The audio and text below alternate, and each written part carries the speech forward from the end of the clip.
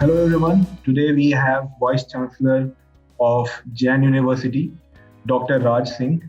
Professor Raj Singh is an innovative academic leader and an administrator with proven capability in design industry relevant programs in collaboration with industry and academia.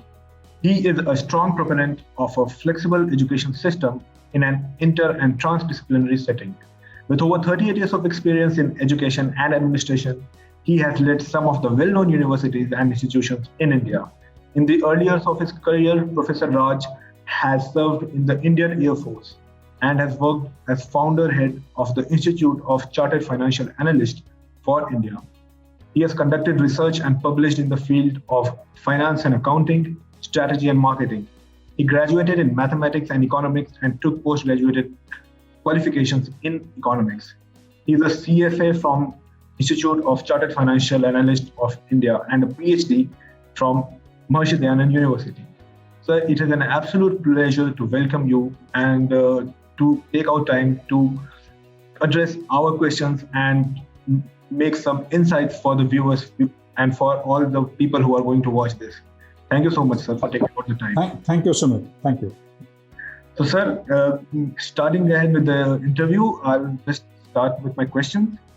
So, my first question would be, sir, coming from the defense background, how different was it to adjusting to the education sector? Defense services which have come from having served almost over 13 years was a difficult position for me initially because you come from a very well secured environment which is completely system driven. There's nothing loosely defined. And then suddenly you come to an environment which is highly competitive, unstructured or semi-structured, where you take decisions based on the gut feeling or the desire of somebody and not system-driven, I think was a difficult task. But I must also say that coming from defense services, a few things really helped me adjust and adjust very well. And one of them was discipline. In fact, I think discipline can take us through almost any challenge in life, any situation in life. And particularly over such a long period of time, if you become self-disciplined rather than being shaped by the environment, I think things become all the more easy. And the second thing which helped me, because private sector, and particularly the kind of assignments I've had in private education sector, which are demanding as far as your energy level is concerned, your physical strength is concerned. So I think that was also inherited from defense services. Physical and mental well-being was the second thing which I would say that was the gift of Indian Air Force, and that made me adjust quite easily, in fact. Also, I think when I came to education in 1994, leaving Air Force, I learned from many of the mentors. I was quite fortunate. And one thing which I had to learn and came in very, very handy was understanding human psychology, in fact. Because education is one thing where you deal through and through with human beings, so the students or colleagues. And when the organization becomes large, like the current one, where we deal with about 24,000 students and almost 3,000 faculty and staff, I think you deal with human beings day in, day out, almost every moment. And therefore, understanding human psychology becomes very, very important. And I've been fortunate to work with such colleagues and such mentors who initially, I think, mentored me and helped me adjust. I think after 1 year, it was a kind of a freaking sort of experience for me. First 6 months was slightly difficult, but then we could overcome very easily. Yeah. Right. Leading human and leading people. This is quite interesting, and it automatically brings me to my next question, sir. What is your philosophy on leadership? How would you describe your leadership style? See, while in theory there are many types of leaderships, but I think the changes which have taken place in recent years, we have to keep aside all those theories of leadership. But still, answering your question, I'll put my style to be something which is participatory leadership, and maybe moving a little towards transformational, if I draw from the theoretical frameworks. My philosophy also is that if you want competence in your team, I think develop your competence, and that really helps you. In fact, I can't expect something from the team members which I can't do myself, except of course the domain expertise which comes from each and everybody. And I'm not the type of people who would say that, do it, I don't know how you do it. I think those kind of sentences are bad for myself, because if I can't do it and if I can't tell them how to do it, I have no right to ask them to do it. So I think that has really, really helped me. A few important things in recent times, particularly with the advent of Industry 4.0, as we call them, and commensurate Education 4.0, there are few conflicts we handle on day-to-day basis. And you need to strike a balance between the old and the new paradigm of leadership. And some of them are like, whether you are an expert or you are a continuous learner. Mm-hmm. I think at times you have to say that you're expert in certain things, but then you also project yourself to be a constant learner. So again, striking a balance between the two is the path one is to follow. But one more thing which puts at conflict in the current scenario, we're moving very, very fast, and particularly post-COVID, you have to take decisions and complete paradigm shift we're going through, is the balance between being perfectionist and being accelerator. Because when you try to achieve perfection, I think you'll agree with me, today's time, speed is extremely important. So while you're trying to achieve perfection, you are not able to accelerate the speed of change. And there's again a cost to that. Again, so how much perfection you should achieve and what should be the, how much pressure you should put on the accelerator is a decision we take almost every minute. And this emanates from the fact that any education system today, and I'm sure you'll agree with me, has 4 generations of people working together. Right. One generation comes which were born before 1964, And why I'm saying 1964? Because I was born in 1964. So I want to be in the next generation, which is Generation X. So from baby boomers, we came to Generation X, and people like us who are considered to be hard taskmasters and who believe that unless there's some sort of fear, the things don't get done. But then if you look at my younger colleagues who are mostly in the faculty strength, they belong to Y generation. And Y generation has a different meaning of work ethics, different meaning of dependability, different meaning of discipline, different meaning of working hours. So, if you do not align with them, I think you are at odds with them. So one has to reconcile. And the 4th generation, which consists of our students, I call them Z generation or Gen Z, as you call them. I call them people coming from the designer baby age. Because they are born in an age where you can design a baby. If you want to have a DNA of a successful person with the help of artificial and natural genes, you can design the DNA sequence of a child who's yet to be conceived. I think that age they belong to. And I think striking a balance among these 4 generations which coexist becomes the greatest challenge for us as leaders of academic institution, particularly the ones like us which have been in existence for quite some time. Starting a new institution is rather easy, in fact, in terms of shaping a culture.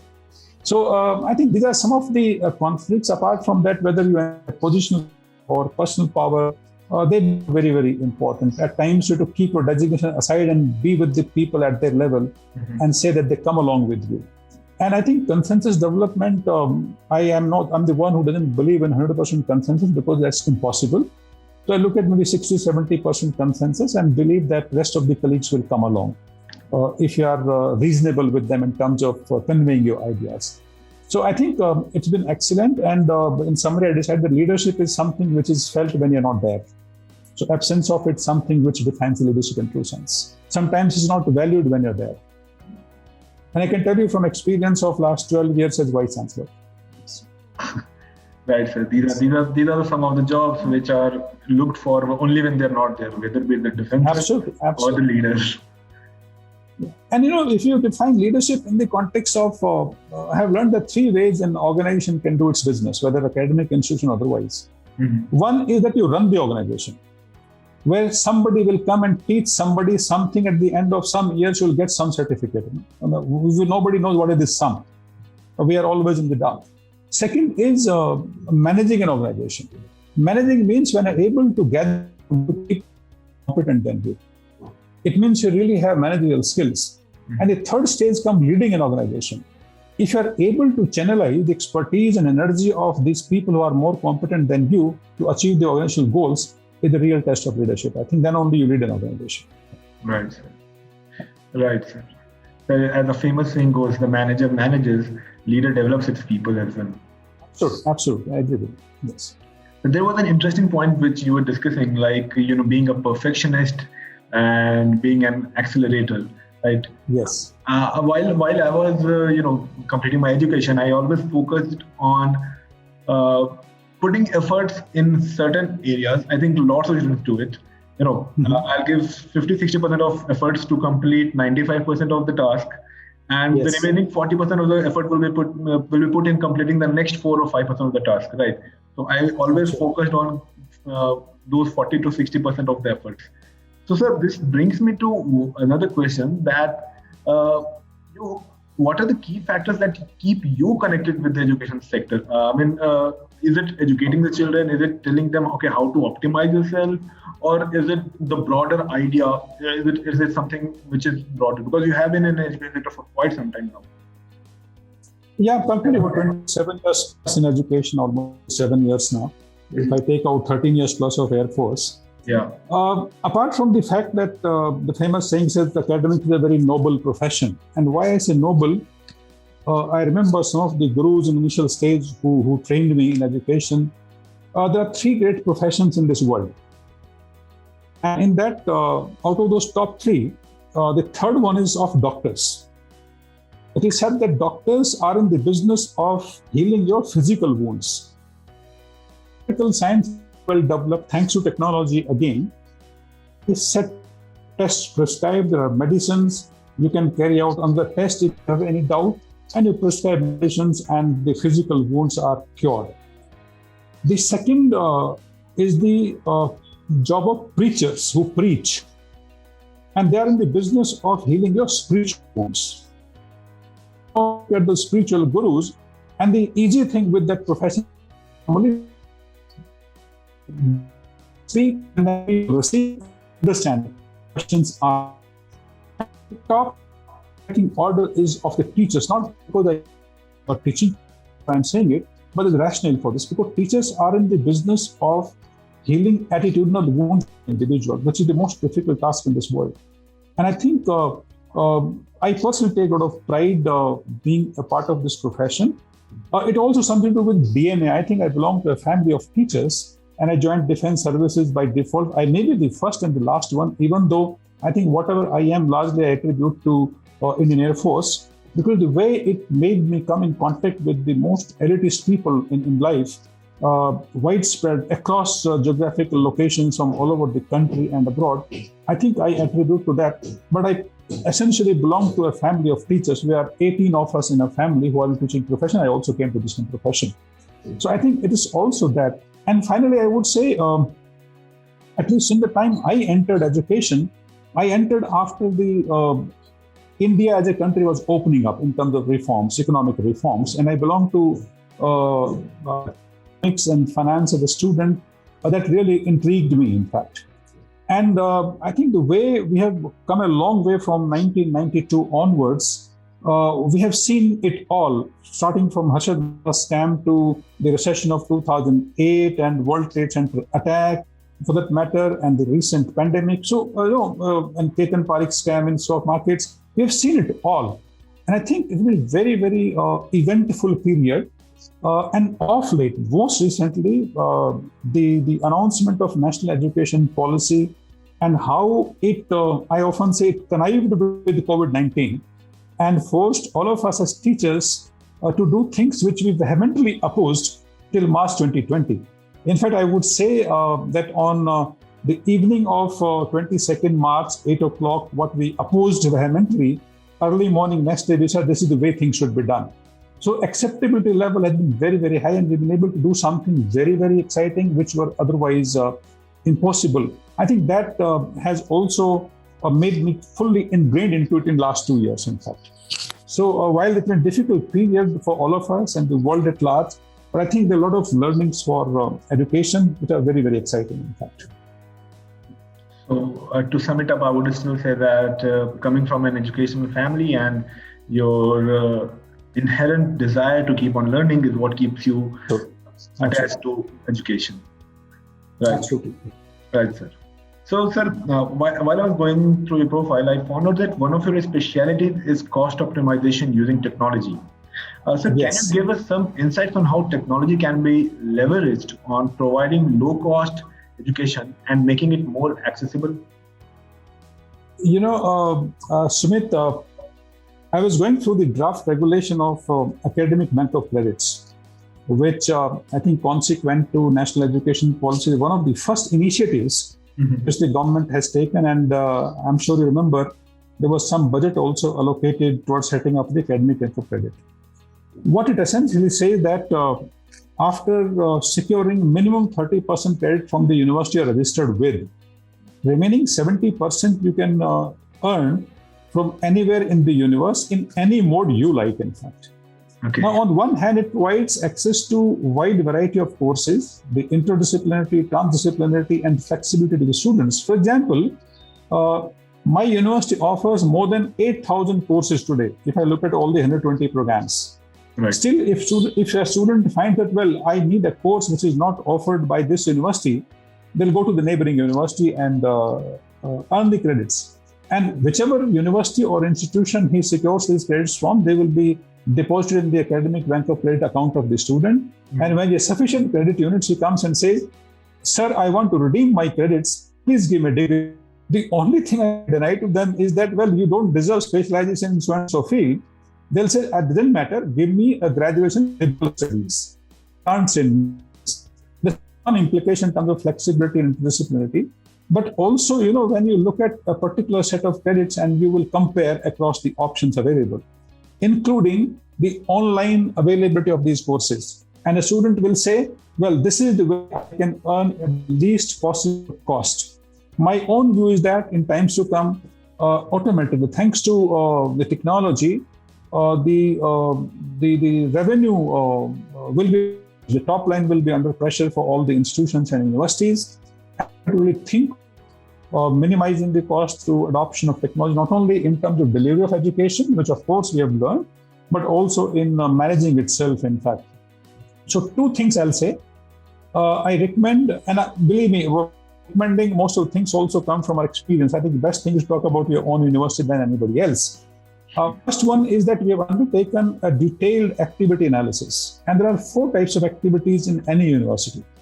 When you restructure this kind of analysis, very, very useful. And I think this is my learning from field of finance and accounts. Activities ask 2 questions. Are they value adding? And second question is, are they performed efficiently? Mm-hmm. So if you look at the 4 quadrants on these 2 parameters, there will be activities which are value adding and performed efficiently. Don't touch them, retain them as value adding, not performed efficiently. It requires improvement, whether improvement through training of the resources, human resources, or perhaps implementing a more efficient technology. Then there are activities which are performed efficiently but not value adding, which means the technology and human resources they're using are efficient. So I think there's a need for realignment of what they're doing. In fact, these resources could be used elsewhere. The activities are not value adding could be perhaps eliminated or minimized. And the 4th category is non-value adding, non-efficient. That are the things to be removed, in fact, to be eliminated. Again, you can maybe talk in technology, redundant human resources. So I think this kind of restructuring is one.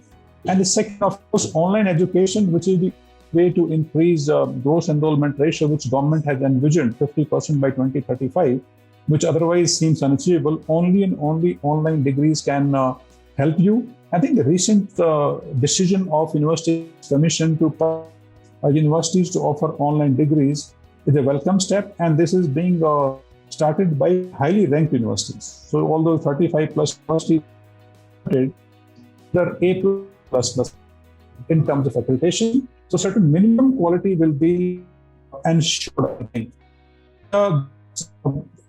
Person to regular degrees through online will vacate a lot of the they can focus on differentiating themselves through innovative pedagogical tools, which you've been waiting for. You would know that we've been teaching 35 to 40 hours per week. We didn't have time for anything else. And the COVID said, well, guys, certain mundane kind of things will be delivered online or through asynchronous mode. And US teachers should engage in something which Zoom classes cannot do. So I think a very, very welcome step.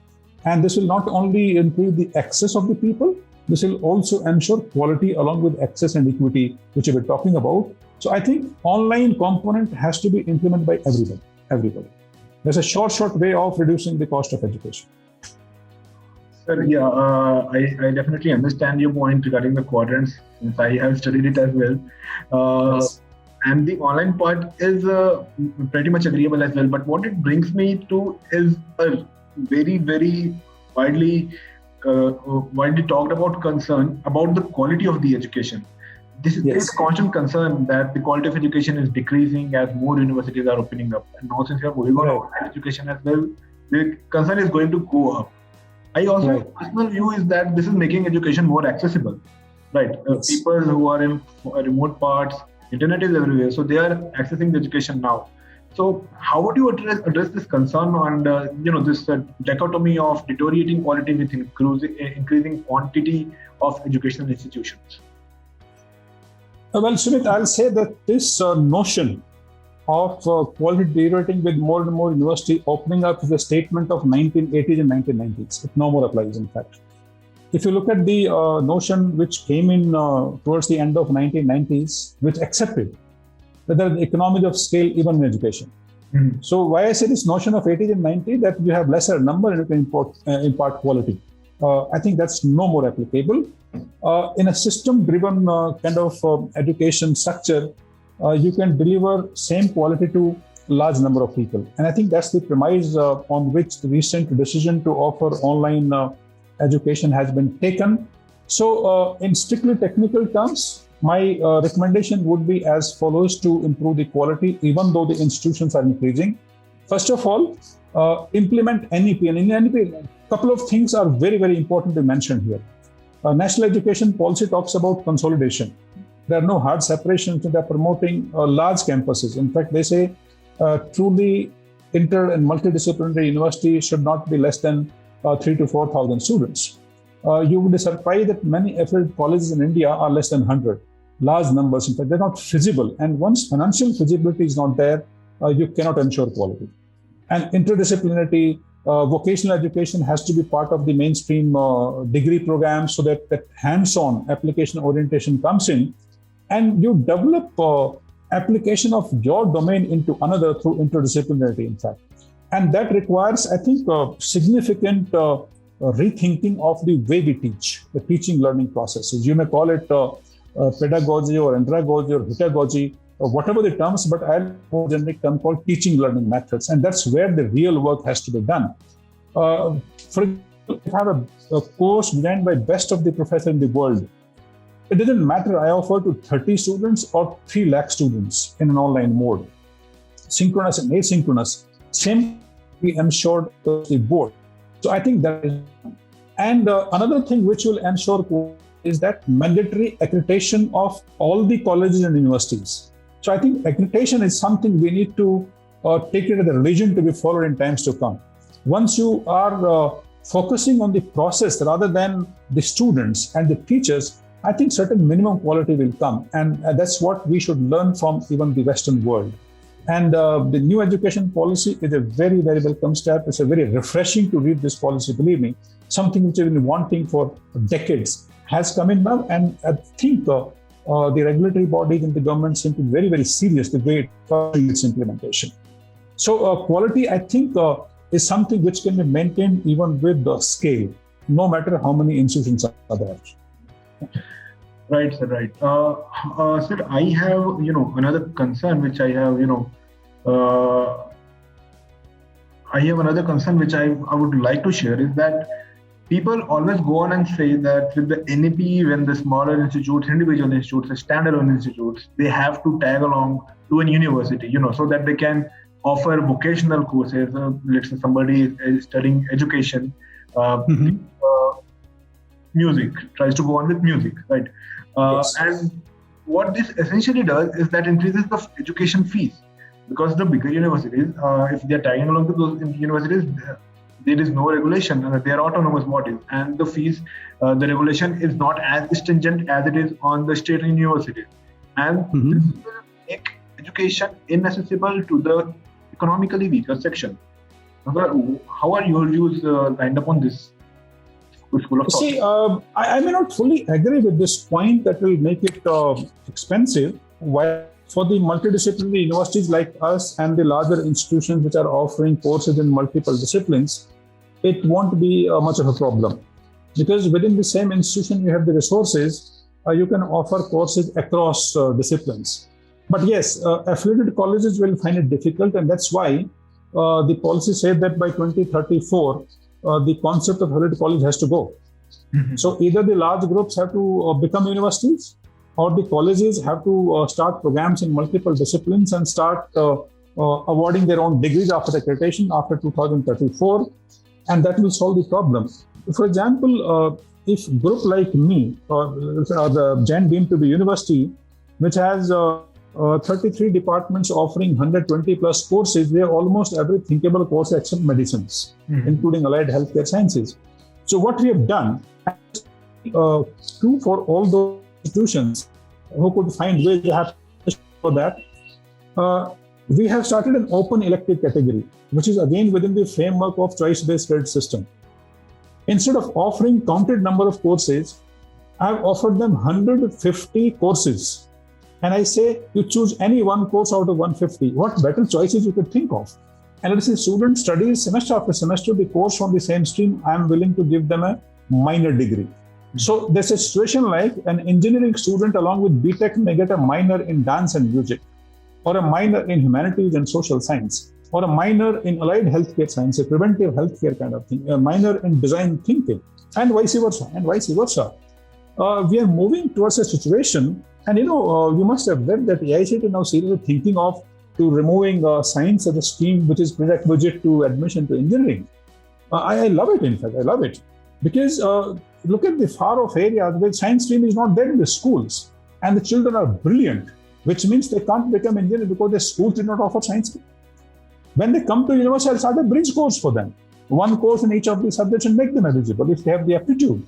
So I think we are moving towards a situation when student enters as a medical student, passes out as an engineer, and vice versa. I think that kind of flexibility our education system deserves. So for the standalone colleges, I think a time has come where they should start collaborating in the same region, let's say within a radius of 5-10 kilometers. And we must learn from the concept of multidisciplinary universities, and let's say globally look at Oxford system. Oxford City, nothing but the Oxford University, which consists of 56 colleges. A student takes admission in one college and then takes courses from wherever he or she feels like. It's that kind of liberal education. So time has come in India where you should ally not only with the foreign institution, but also institutions in your neighborhood, for example. In many cities, you must have seen the education hubs or education townships. All those universities can come together, offer a bouquet to the students, and have transfer of credit to each other without any additional cost. Understanding would be that whichever course is available, you please take it, and how many credits I offer, I'll charge according to that. So the cost will not increase. And second thing, in case the cost goes up, students always have online option available from recognized degrees which are at a fraction of the cost in fact. So this cost can be controlled according to me. There's not much of an issue. I think what is required is a thought process in the minds of the academic administrators, how the system of delivery collaborating with the institutions, which will not only not take up the cost, but on the contrary may bring down the cost of education according to me. And I see it happening in some of the clusters. Right. So that was quite enlightening actually for me as well, understanding that how standalone colleges can collaborate and work on the cost part. This will definitely make education, good quality higher education accessible to Absolutely. What this also brings to one of our pipeline dreams as a nation is that we want to make our country a knowledge society. Now, Since the past times, knowledge has been denied to the common masses. We were even during the monarchs, knowledge was not, or under foreign rule, knowledge was not allowed for the common society. Now, since we are moving into an online world where knowledge is available at the tip of your finger, right? Yes. people have access to knowledge. Yes. How do you think, what other extra steps we can take to, channelize this and make knowledge accessible to all? Because online education comes with lots of, problems as well. There is no authenticity. You read something if it is not authentic. So how do you think we can go into a system where we can make knowledge accessible, authentic and true knowledge accessible to all, and develop as a knowledge society? Okay, I think it's a great question, and NEP has come last year, but I think initiatives are happening for last 5 to 6 years, from the time the committee was set up to draft a new education policy.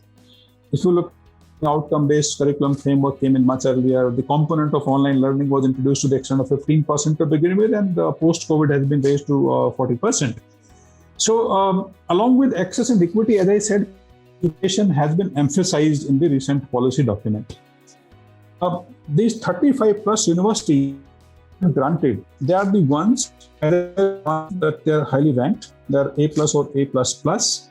They are highly ranked in top 100 as per NIRF.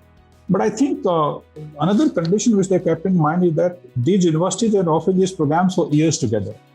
So they have some kind of depth and experience in offering those degree programs. For example, let me give an example. We have a concept which is one of its kind in the country. We offer entrepreneurship and intrapreneurship through project-centric learning, which is a copyrighted concept which Jan Dental University has developed. Now, this will not be possible unless I had developed this in collaboration with an American organization who will guide us in creating the ecosystem. To all my online degree students, I can offer this module without any problem. It's already there with me, which another institution will not be able to offer.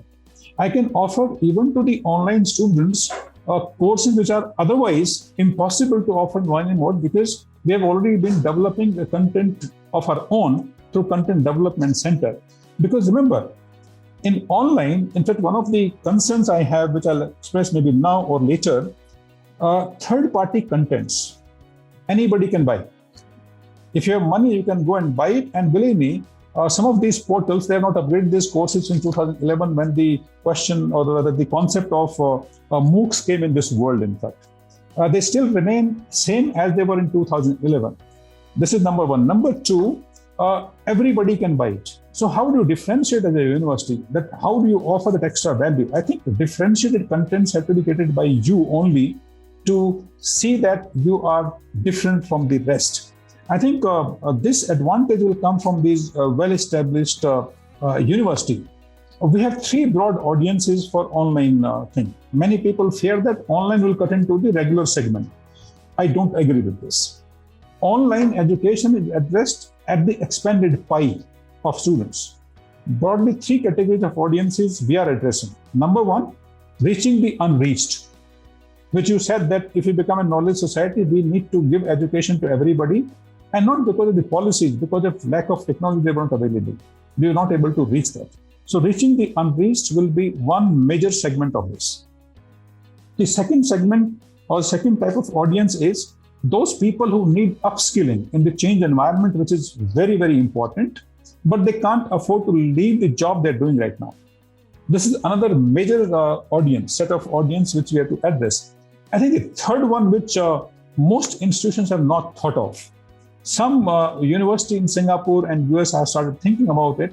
When a student graduates from the institution, we don't care about the student. I think time has come where I have to take the responsibility as a university of my alumni to the extent 20-25 years. I must have a plan for them through continuing education programs.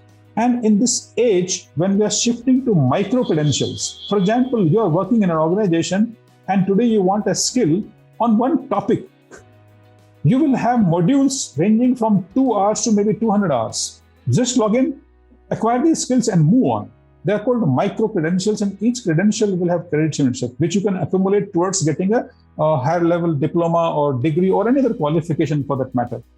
In that case, I think online is something which will help. And its alignment with the national skills framework in India, I think will bring that formal into semi-formal and semi-formal to formal sector of education. I think the way we are addressing this problem, despite not being very successful in the skill development arena, I think the way we are going about integrating has better chances of success. And I'm sure in the next 4 to 5 years, when some of the aspects are finalized, you will see the impact. I think we are moving in absolutely right direction. Yes, there are some things to be done wherein we need to improve the infrastructure in terms of accessibility, etc. And that I'm sure government is working on this. So I think we are passing through a very exciting phase as far as education is concerned. And we will, in true sense, will be able to fulfill this dream of being a knowledge society. Right. I think I totally agree with you on this part, actually. That yes, online education is going to change the way we are looking at our nation. And for some parts, obviously, there are going to be some bad things, but overall, it's for the greater good. This is the best step to take ahead. Interestingly, so far I haven't seen anything bad in it. In fact, maybe the way we are using it may bring some negative aspects, but if you carefully implement, it's only positives. Right. So, sir, talking about positives, since we talked so much about Jain University, sir, what are some your institute's top greatest strengths or greatest positives which you would like for our viewers to know about it? Oh, there are many things, Sumit, in fact, which general public will know about Jain University. Mm-hmm. Apart from the fact that we are located in the Silicon Valley of not only India but Asia now, Bangalore is rising to the status of the Silicon Valley of Asia. Mm-hmm. And we are A+ graded and in top 100 universities of India. They're truly multidisciplinary, in fact. And our students reach across to all these schools and they can pick up courses and pursue them through this transdisciplinary. Second thing is that not many would know, we have inherent strength in developing entrepreneurship and intrapreneurship through innovations. In last 4 years, we've developed over 500 entrepreneurs through about 100 startups which were incubated within the university. And we have increased these targets, and in next 5 years, we want to now reach 8,000. That's the plan, and we have all the systems and structure in place for this. And for this, we have an incubator funded by DST. We have a center of excellence. We are now collaborated with the Tech City in Michigan State in the US, who will mentor us in creating the ecosystem.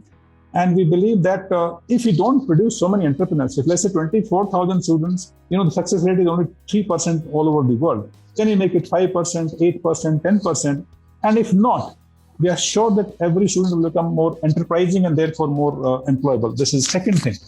The third thing is that we are a truly multicultural university where we have students from over 40 countries. We have about almost 3,000 foreign students from these 43 countries study on our campuses from undergraduate to PhD programs, which not many people know. And in last 3 years, this number has gone up, and this year will likely to double the number. We may very well touch about 5,000. And the fourth thing, which I mentioned is, of course, we are trying to propagate it, including 2 students who have been selected to represent India in Tokyo Olympics this year. We have earlier had 7 students who represented India in Olympics. They are Jain students and alumni, in fact. So not many know about strength in sports. And because of this strength, we will be very happy to know that we will be the hosts of the second Khelo India University Games, starting from 5th March and going on till 13th March 2022. And you won't select a university unless you have the world-class infrastructure, in fact. So we are known for sports, and sports is something we have integrated into the course curriculum because we believe leadership-like traits can be developed best through sports and not through the classroom. And I think that's again been emphasized by the National Education Policy, where extracurricular activities and co-curricular activities have to be integrated into the teaching learning process. So I think this is another aspect which I want to let the students know. We believe as a university that if you are physically and mentally well off, you will be excellent in academics. And the purpose of creating this ecosystem is that can we make students interested in education process? They'll automatically become interested in the domain, in fact, and they will excel in life. Right, sir. This is one of the key learnings which I'm going to take away, that being the process is the end is not the means. It's the process which all matters. Absolutely. Right, sir. Sir, we have talked about lots of things, and I would also like to know some of the biggest challenges you see, both for higher education and you have faced in the past? What are some of the biggest challenges? So, this is a tricky question where you may end up offending somebody, but I will not.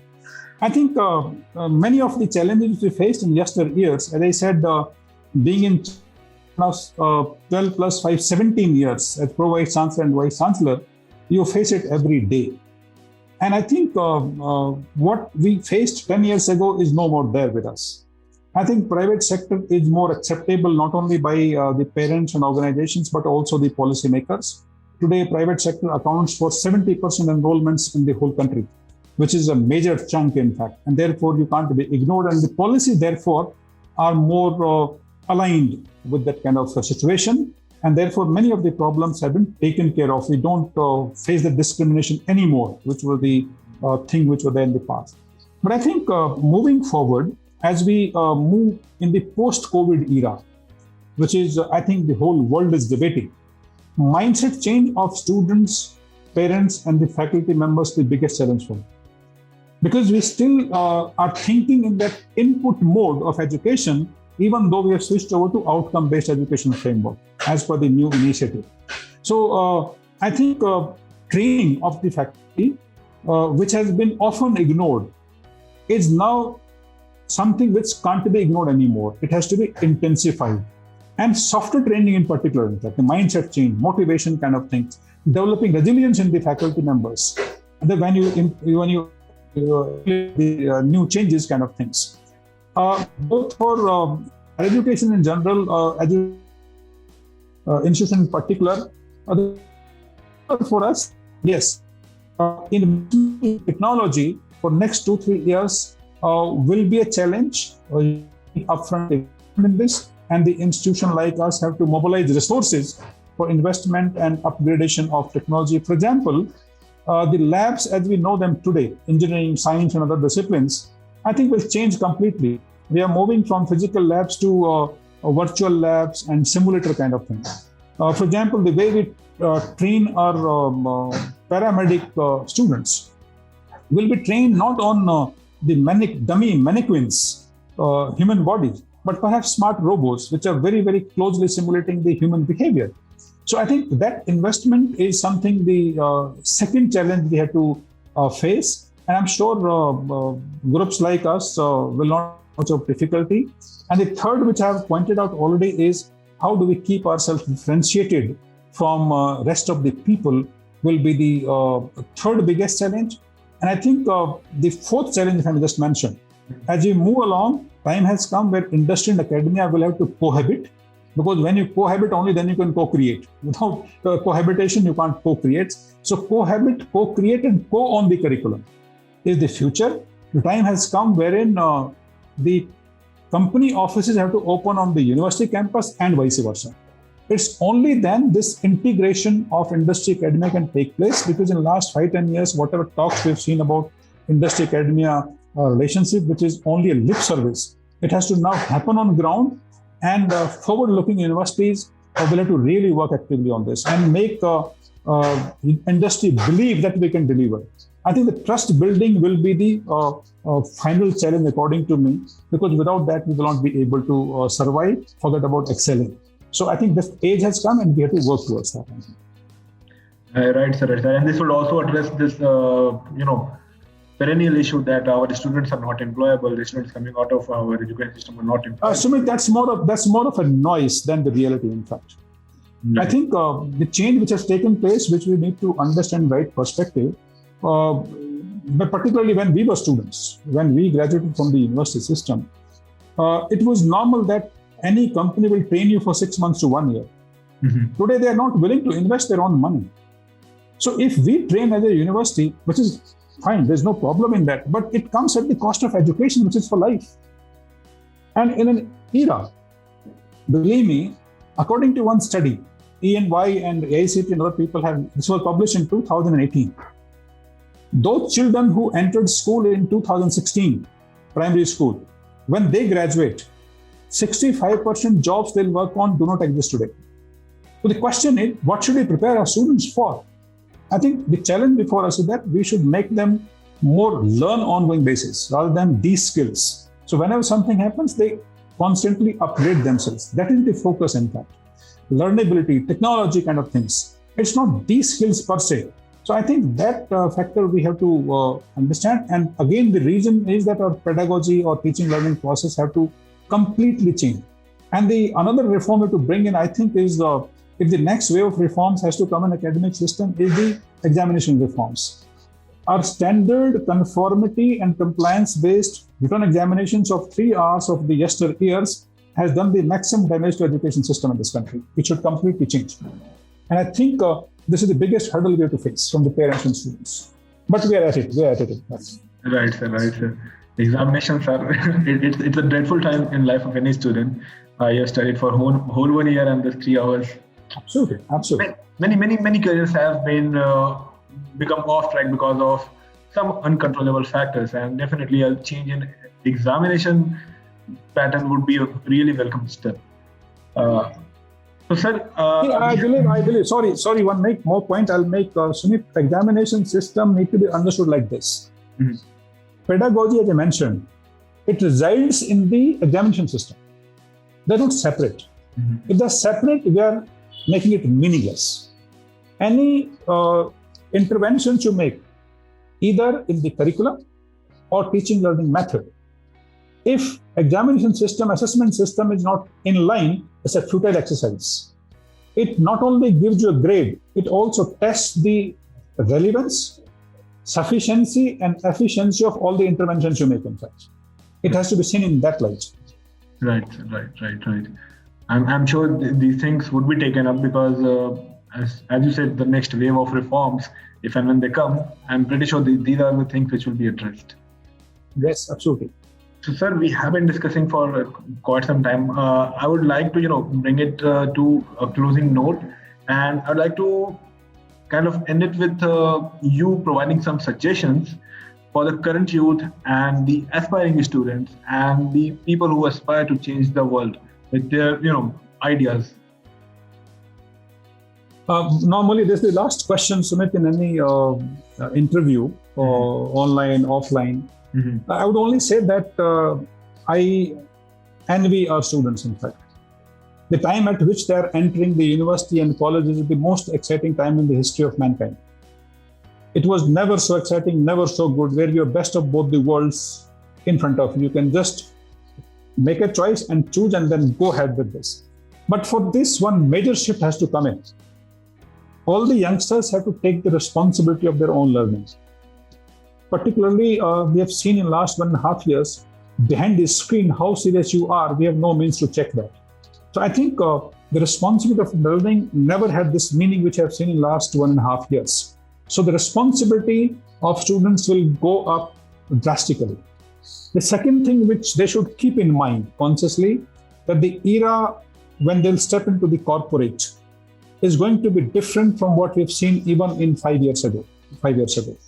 And we're entering an era where gig economy, the freelancing jobs will be more prevalent than full-time jobs. But for that, you have to be best in that field, among the best in the field. And therefore, you cannot compromise. Just having a degree will not mean anything else.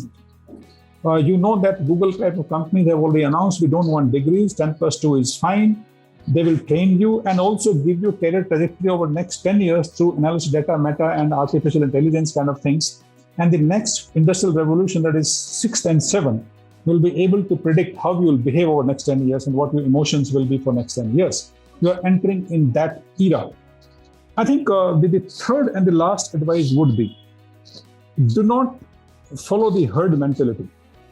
You should choose a career which you are meant to.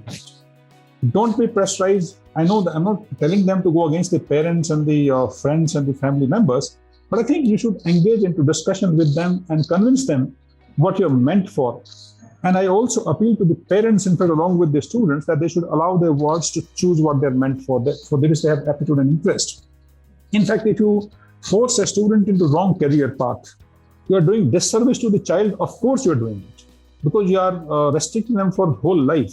But I think you are doing greatest disservice to the society and the country. If I force somebody, let's say, for example, into engineering, I'm giving this country a category C engineer and perhaps denying an ace radio jockey, or a film star, or a management graduate or a psychologist. I think we should come out of this, and then only in every field we'll have best of the graduates coming to the industry, and they will ensure their own success, and we as a society and country will benefit. And as I said, while they take honors, there are no shortcuts in life. Time has come, and only hard work, only thing which you learn will stay with you. Nothing else will matter, in fact. So it's the time of efficiency and performance. Degrees will lose meaning, in fact. I think that was really enlightening, and I'm pretty sure students would follow your advice and they would achieve their goals, whatever they want to achieve. Thanks a lot, sir, for taking out the time, and thank you, Sumit, for your for this enlightening session. It was really insightful as well. So I would like to thank you, and I'd like to ask and request all our students to go through this interview and go through the website of Jain University and see what it has to offer. Thank you so much, sir. Thank you for having me, Sumit. It was a pleasure talking to you.